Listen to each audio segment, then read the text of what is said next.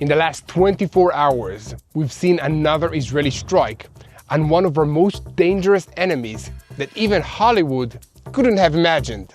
The IDF called it Operation Black Friday. The elimination in Beirut, Hezbollah's chief of staff was terminated, Haytham Ali Tabtabi. But this evil man was not only the chief of the staff for Hezbollah, he was also the project manager for the Houthis in Yemen. He had big plans to invade Israel, but he won't be making those plans any longer. The Ayatollah regime in Iran is also in shock this morning as they have lost one of their top men who had stayed in the shadows for years, not drawing attention, but then he came out of hiding for a meeting on the 4th floor of a building, and that was his last mistake. Prime Minister Benjamin Netanyahu directly addressed the internationally recognized government of Lebanon directly after the strike, and we'll have to see how they will respond. And meanwhile, the ceasefire in Gaza appears to be on shaky ground following a weekend in which Hamas gunmen attacked IDF troops and the IDF responded by assassinating several Hamas leaders. The message to Hamas now is that they must return all the remains of the fallen hostages, or the IDF returns to operate without any kind of limitations. The bottom line is that the next stage in the Gaza Strip is up for discussion, and Hamas is under pressure. They are demanding not to disarm, but just to reorganize their weapons, and they appear to have a plan for force preservation even in the next stage. The delegation of the terrorist organization has even arrived in Cairo to advance the next stage in this deal, which it is meanwhile trying to delay. It is also demanding that a solution be found for the terrorists besieged in Rafah, but this time they're not asking Israel to fix the problem. In international affairs, United States President Donald Trump has declared his intention to declare the Muslim Brotherhood a terrorist organization in a massive blow to Qatar and to Turkey, both of which have extensive ties to the terrorist organization. It might also be a blow to the plan for a ceasefire and reconstruction in Gaza, as Turkey and Qatar are both deeply involved in this plan, and Turkey is still insisting on sending troops to be part of the international stabilization force. But there is also a destabilization force in the Middle East, and that's Iran. New information has been transferred to the Americans about their plans for restoring their ballistic missile capabilities, and the IDF is prepared for a repeat operation in Iran if required. So welcome to Boots on the Ground. I'm your host Yair Pinto, bringing you all the truth about what's happening in Israel. And now we start with today's hot headlines. In an operation dubbed Black Friday, the Israeli Air Force has struck in Beirut's Dahya neighborhood for the first time in 5 months, acting on breaking intelligence. The target was Hezbollah's number 2, Haytham Ali Tabtabi, and Israel is preparing for the possibility that Hezbollah will respond. It's important to point out that at first, Israel claimed that the United States had been updated in advance. Then, a political source said the Americans were updated after the strike. And at the same time, security officials are currently signaling that Israel is not interested in escalation in the north, but is prepared for any situation. On that note, Prime Minister Benjamin Netanyahu spoke shortly after the operation. He addressed the internationally recognized government of Lebanon, saying, "I expect the commitment to act to dismantle Hezbollah for the sake of Lebanon's citizens to be realized." Speaking of dismantling a terrorist organization, a big step was taken this week in this regard when United States President Donald Trump announced that he will designate the Muslim Brotherhood as a foreign terrorist organization in response to the organization's activities and its ties to aiding terrorism, declaring that the final documents are in drafting stages. Prime Minister Benjamin Netanyahu reacted to the announcement by saying, "We have already outlawed part of the organization, and we will complete the action soon," hinting perhaps towards the Ra'am political party, which is closely tied to the Brotherhood's franchise here in Israel. And in related news, the ceasefire agreement in the Gaza Strip is eroding, and the escalation in violence over the last few days is undermining its stability. Hamas is violating the ceasefire agreement, but in Israel, there are efforts to prevent the collapse of the ceasefire completely. The message to Hamas at this point is that they must return the remains of the fallen, or the IDF returns to fully operations without limitations in Gaza. And meanwhile, Israel is taking an approach that has proven itself, including targeted assassinations of Hamas commanders, and the message is receiving American backing. If there is no agreement or disarming of Hamas, Israel will receive the green light to do so by force. For their part, Hamas's leadership in Cairo is divided on the weapons issue, but the Americans have suspended direct discourse with the organization, yet it appears that Hamas has a force preservation plan for this organization for stage B of this deal. Sources in Hamas said that there should be no objection to keeping the weapons instead of disarmament. In their view, the Palestinian Authority will inherit all these weapons and the ammunitions, and it will keep them under international auspices. I strongly disagree with this logic, and I'd be interested in hearing what all of you think, so leave a comment and let me know what's your opinion on this issue. Should the Palestinian Authority take all the weapons of Hamas? In the meantime, Hamas sent a delegation to Cairo this week for meetings with the Egyptian intelligence and the international mediators on the escalation in the Gaza Strip, and the second stage in this agreement. This delegation was led by Khalil al-Haya. And at the same time, the United States is planning a redivision of Gaza with temporary housing and preparations for reconstruction on the Israeli side. And speaking of plans, the question of whether Turkey will be integrated into the international force in the Gaza Strip just won't go away. While Tehran is making plans to restore their ballistic missile arsenal and other military capabilities, Turkey is pushing to be part of the destabilization force in Gaza. And the IDF is making plans to restore Iran's capabilities to the level that they were after the 12-day war in June, if that's what the situation will require. And the Americans have been given information which should help them make their own plans for how to manage all of this. So we have a lot to talk about today, so let's dive into the details. I'm Yair Pinto, and this is your Boots on the Ground report, in which we'll bring you all the truth about what is happening in Israel amidst the ongoing battle against Hamas, Hezbollah, the Houthis in Yemen, the Shiite militias in Iraq, and all the other armed groups in this region that are operating under the orders of Iran's Islamic Revolutionary Guards Corps, which is the head of the crumbling axis of evil in the Middle East. A moment before we begin, I want to remind you that here at TBN Israel, we will bring you all the truth. But to keep doing that every day, I need to call on you to join us as ambassadors of the truth.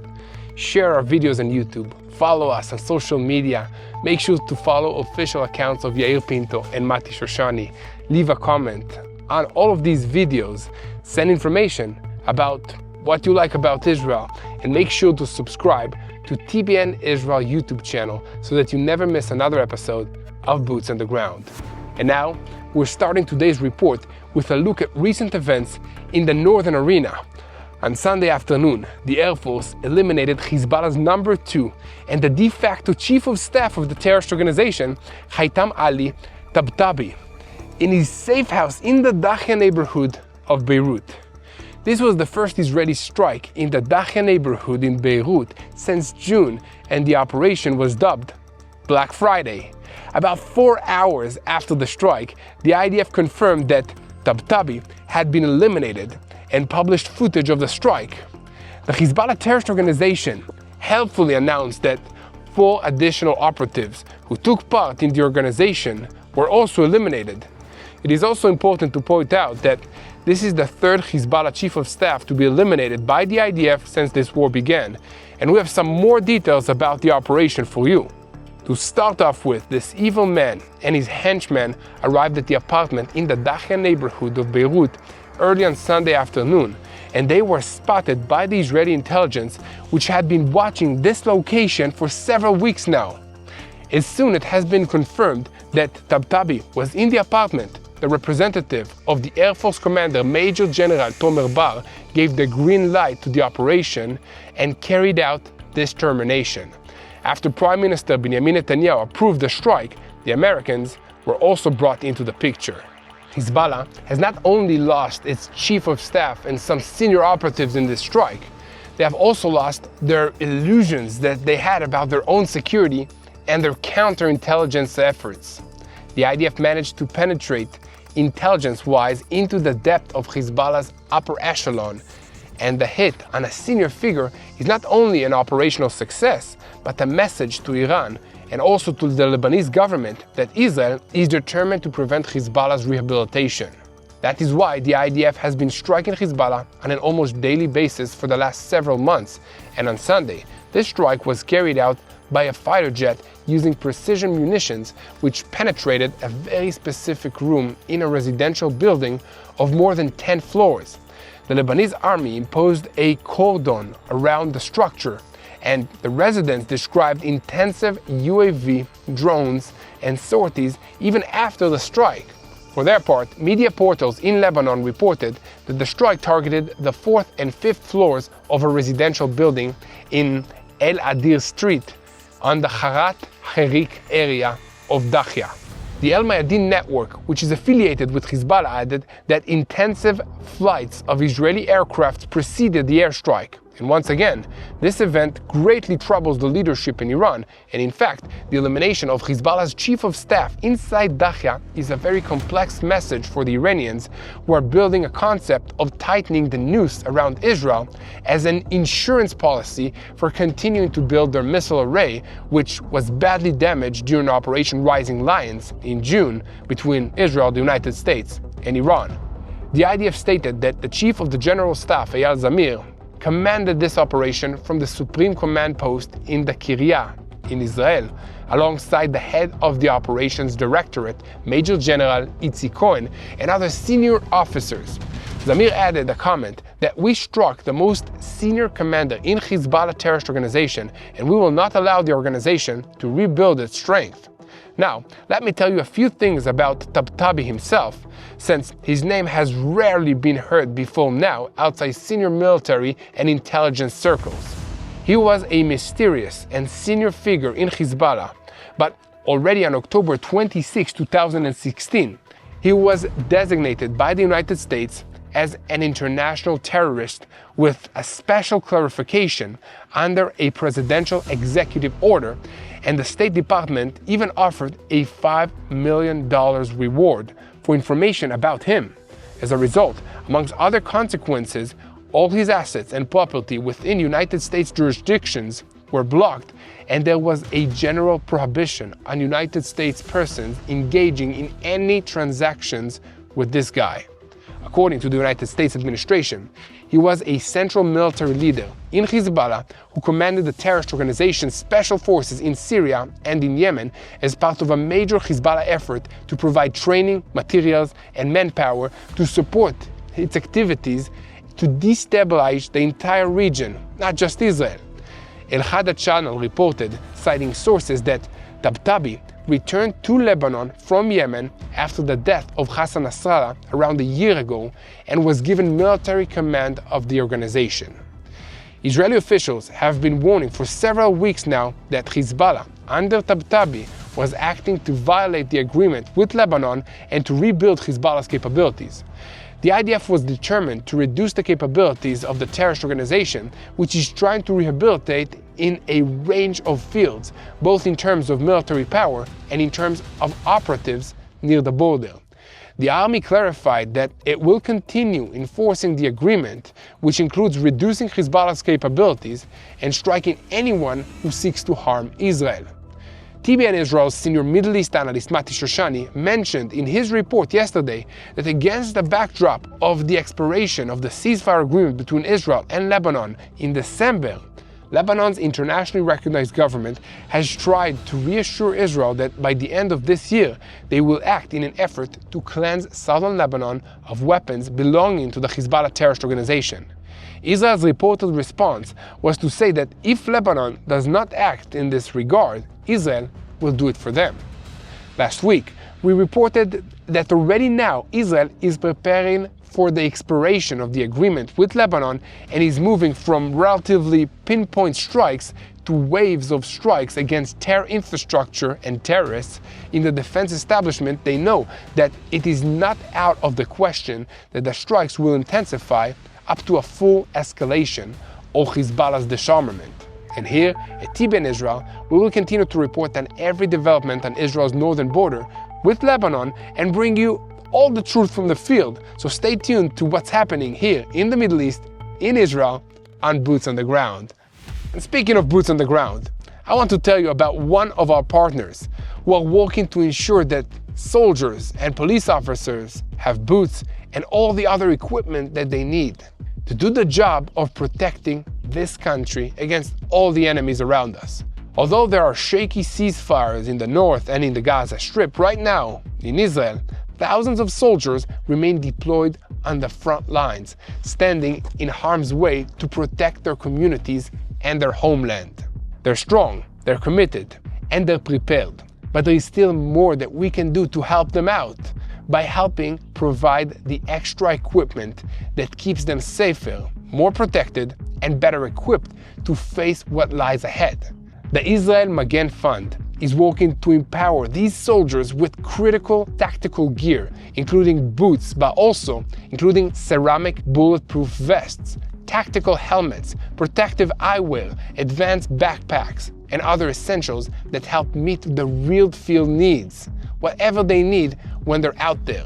This isn't about comfort, it's about survival, and every piece of gear makes a tangible difference for someone's son, someone's brother, someone's friend, who is risking everything to defend all of us. At a time where we pray for peace, we're also called to stand with those who carry the burden of defense, physically and spiritually. So every gift is an act of gratitude, of partnership, and of faith. So to take part and defend our soldiers, visit israelmagenfund.org/give. Again, that's israelmagenfund.org/give, and help empower the men and women protecting the people of Israel. And now, we're getting back into the news and shifting our focus to the Gaza Strip. Hamas has threatened that the ceasefire has ended after the IDF struck in the Gaza Strip and eliminated senior figures following an attempted attack along the Yellow Line over the weekend. The IDF and the Israeli Air Force and the Shin Bet struck Hamas all across Gaza on Saturday, following a violation of the ceasefire agreement and the approach of terrorists to the IDF forces who eliminated them. In one of the strikes, the terrorist Ala Hadidi, who served as the head of the supply and the equipment department in the manufacturing headquarters of the Hamas terrorist organization, was eliminated. Hadidi constituted a central knowledge hub in the organization's supply and production field, and during the war he served as a conduit for transferring weapons from Hamas headquarters to the battalions and the commanders in the field. This is all for fighting against our forces, but he won't be doing that any longer.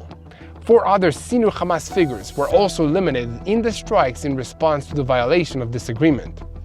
And meanwhile, on Sunday, at the end of a 24-hour manhunt, all 17 terrorists who tried to flee the underground terrorist infrastructure in eastern Rafah were eliminated or arrested. In total, 11 terrorists were eliminated and 6 were arrested and transferred for further ISA interrogation.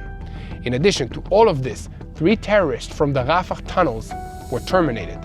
And the IDF spokesperson also provided updates on blatant violations of the ceasefire in the south and in the northern parts of Gaza, where armed terrorists crossed the Yellow Line, and the announcement said that an armed terrorist crossed the Yellow Line using and cynically exploiting the humanitarian route through which humanitarian aid enters the southern parts of the Gaza Strip area. The terrorist fired at the IDF forces, and there were no casualties, thank God.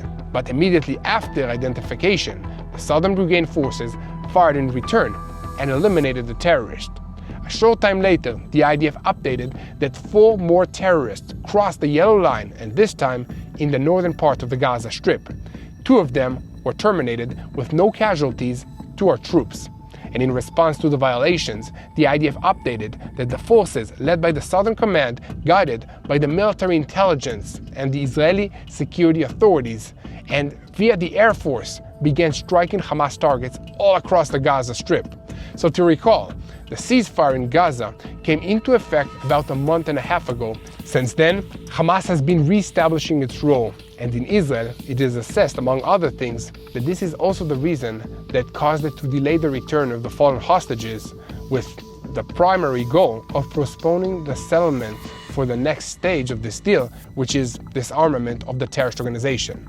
And a week ago, it became known that Hamas is trying to avoid handing over weapons or destroying them, and even turn to the Palestinian Authority for assistance. And sources in the Gaza Strip area said that senior Hamas figures approached senior Palestinian Authority officials and asked them to reach understandings regarding storing the weapons. According to the ceasefire agreement, the terrorist organization cannot store or bring weapons into the Gaza Strip area and also cannot manufacture it on its own. But sources in the Gaza Strip said that Hamas members are trying to find a solution for the weapons that are already in their possessions, and they do not intend to destroy or hand them over. The sources added that Hamas had asked that the Palestinian Authority come and contact and stay in dialogue with them and transfer the weapons to the Palestinian Authority, but that the authority would only store the weapons and not dispose of them. And meanwhile, under the shadow of the fear that the fighting will be renewed and the violations in Gaza will intensify, the fragile ceasefire is still being maintained for now. Hamas has still not returned 3 of the fallen hostages that it holds, those that passed away in captivity: Dror Or, Staff Sergeant Gan Guyali, and Thai citizens Sontisak Ranitalk. And Israeli officials say that the terrorist organization is not making maximum efforts to actually find them. These officials are also urging the mediators to bring about the return of the 3 remaining fallen hostages within the coming days. Failure to return them in the near term means a grave violation of the ceasefire and a complete removal of restrictions on the IDF's activities in the Gaza Strip. The Israeli message regarding the return of the fallen hostages is receiving American backing and aligns with the policy led by the Trump administration. If there is no feasibility for an agreement on disarming Hamas, Israel will receive the green light to do so by force. So to illustrate what is expected, Israel is responding very sharply to every Hamas violation, and mainly is adopting the approach that has proven itself, eliminating the organization's commanders. For instance, one of the main reasons for Hamas's agreement to a ceasefire and the release of the hostages was the targeted eliminations in the last month of this war. The Hamas leadership in Cairo is trying to bring about the opening of negotiations on Stage B before the last 3 fallen hostages are returned, but is still divided on the issue of handing over the weapons. The representatives close to Iran, Nizar Audallah and Zair Jabrin, oppose disarmament and are at most willing to bring their people into the security forces in the Gaza Strip. However, the Americans have clarified to the mediators that at this stage, due to Hamas's position, direct discourse with the organization is suspended unless there is a change in the position, and at the same time the United States is advancing rehabilitation and care for the displaced in the green area under the Israeli control, called the East Gaza District, while the area under Hamas's control receives only food supplies and basic goods. And while all of this is going on, everybody still wants to know about the issue of dozens of Hamas terrorists trapped in the Rafah pocket. Israel's refusal to allow their transfer to the organization's control in Gaza has led to them surrendering or being eliminated. The assessment in the defense establishment is that fewer than 100 terrorists remain in the pocket, and they are in 2 or 3 different places. At least some of them are terrorists who took part in the October 7 massacre in the southern envelope communities of Israel. So the IDF conveyed messages through Arabic media to those terrorists to surrender, and it is pushing the videos of the elimination of those who try to escape or attack. The expectation is that those who remain, apparently only a few dozens, will surrender in the coming days. And here at TBN Israel, we will continue to report on all of these developments, and as always, we invite you to be part of the team by continuing to share the truth. So send your comments in these videos and make sure to subscribe. It's important to understand that we are a moment before stage B of the ceasefire agreement, and this stage is supposed to begin with the disarmament of Hamas. But Hamas's negotiating team, led by Khalid al-Haya, arrived in Cairo on Sunday morning for meetings with the Egyptian intelligence officials to discuss the latest developments in the escalation in Gaza. According to reports in the El Arabiya and El Khadat media portals, the committee is also expected to meet with representatives of civilian and international mediators in order to discuss continued implementation of the agreement for Stage 2 in Gaza. The visit was planned in advance as part of the ongoing diplomatic efforts, but the ongoing tension and violence in the Gaza Strip will also be discussed, according to El Arabiya. And in parallel, the Americans are pressing for the implementation of the second stage of the agreement in Gaza, which includes the establishment of a peace council, according to the United Nations Security Council resolution. American representatives said that the United States has begun reducing its military presence at the special center in Gaza, which is responsible for monitoring the ceasefire, bringing in aid, and neutralizing weapons. This step constitutes preparations for transferring responsibility to the Peace Council. Alongside the diplomatic developments, the Wall Street Journal newspaper revealed that the American plan aimed at the redivision of Gaza, and the plan includes creating a green area where temporary housing will be established for Palestinians with all basic needs, housing, education, and medical services. According to the report, engineering teams will plan the construction, remove rubble and unexploded ordnance, and that construction itself has not yet begun in Gaza. The temporary housing will remain in place until permanent construction is possible as part of the broader rehabilitation plans of this deal. The Americans estimate that implementing the plan is the only way to begin the rehabilitating process of the Gaza Strip until Hamas leaves power completely. And as noted, according to the United States plan for the day after in Gaza, in order to prevent stagnation and preserve momentum, the Americans are advancing a plan for safe alternative communities in the area that they call the Green Area, the area under Israeli control since October, which constitutes about half of the Gaza Strip's territory. The new communities are intended to house Palestinians that are displaced from their homes during the war, and to provide them with housing, schools, and hospitals until a more permanent construction becomes possible. The model is supposed to draw residents away from the area where Hamas continues to rule, thereby reducing Hamas's influence over time. And here, at TBN Israel, we will continue to report on every development, so keep spreading the truth, share, and follow us. And most importantly, don't forget to click the subscribe button if you haven't already, so that you remain tuned to what's happening in Israel, boots on the ground style. And now, we're getting back into the news and switching our focus to international affairs. The President of the United States, Donald Trump, announced on Sunday that he intends to designate the Muslim Brotherhood organization as a foreign terrorist organization. This is a step that would constitute a significant blow against the Islamist organization, which is accused of inciting the radicalization of Muslim youth and harming the stability of the entire Middle East. President Trump said that it will be done in the strongest and the most powerful terms. The final documents are in the drafting stages. The president's announcement comes just a few days after the media portal Just the News published an extensive investigation on the organization's activities and the growing concerns in the Trump administration, which has considered the move since its first term. And Israeli Prime Minister Benjamin Netanyahu spoke up shortly after President Trump's announcement, saying that it was a welcomed development. He added that Israel has already taken similar steps and might take stronger steps, hinting at the possibility of outlawing the Ra'em Party, which is closely associated with the Islamic movement in Israel, which is the Muslim Brotherhood franchise in this country.